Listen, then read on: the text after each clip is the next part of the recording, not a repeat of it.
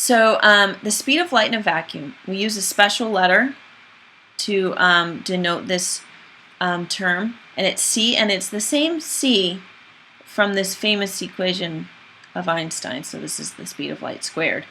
And it's actually 299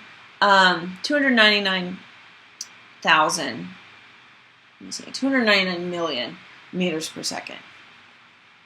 And but I don't make you memorize this one. It's a lot of numbers. It's hard to remember. But this you will have to remember. So go ahead, start remembering 3 times 10 to the 8 meters per second. There's only a couple numbers I'm going to make you remember this year, and this is one of them. Now, a light year is a distance that light travels in a year. Okay, so light travels really, really fast.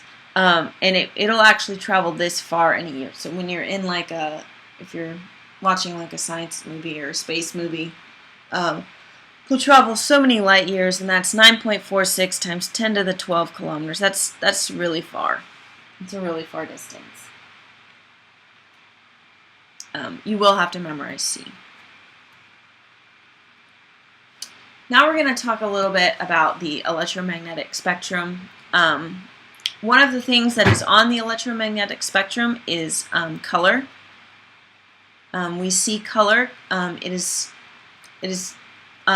like a wave, and so light has wave and particle properties, but right now we're going to think of light as a wave, and each color of light is a different wavelength. So you can see this thing down here. We have red, and then we have violet, not violet. And so red has a larger wavelength, and violet has a smaller wavelength. And we'll see another slide that gives you kind of better picture of it. So this is the entire electromagnetic spectrum. Okay, on this end you have radio waves. Okay, here's the FM radio is like this sliver. Microwave ovens work right through this sliver. AM radios are right here. Always makes you think of the Everclear song. Then we have microwave radiation. Infrared, this is like, if you look in the classroom, dude's heat lamp, it emits infrared light. If you work at a restaurant and you guys have the heat lamps, they are infrared. And then right here, this teeny sliver, I'm not even getting all of it. I'm actually drawing this box too big. This is the light that we can see of the entire electromagnetic spectrum. From this side all the way to this side, this teeny tiny little bit is the part that we can see, which is kind of crazy to me. This is ultraviolet. This is that stuff when you go outside and they tell you to put sunscreen on. That's what that is. These are soft X-rays, hard X-rays, and then gamma rays. Okay, so the Hulk, he was made with these gamma rays. Right, isn't that the story of the Hulk? He was made with gamma rays.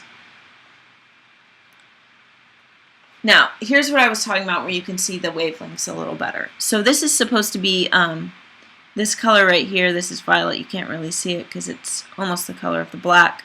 And you can, well, you can't really see it. Let me see if I can get a better color.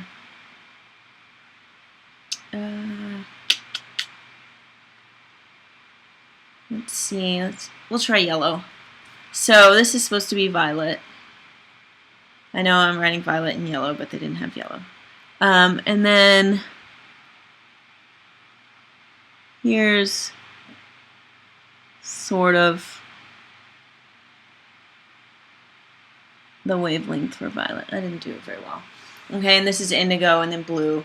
I'm sure you guys have seen that Roy G. Biv when you guys were little. So this is red, orange, yellow, green. We don't count aqua in Roy G. Biv.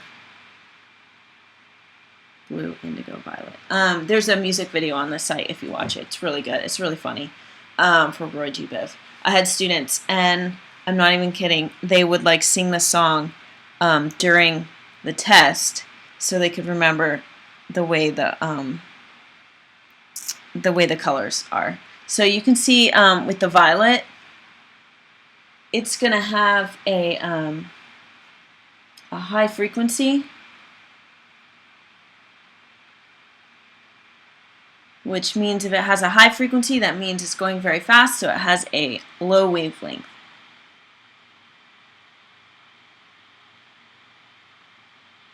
And then the red has a low frequency.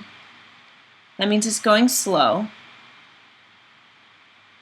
which means it's going to have a high wavelength or a large wavelength.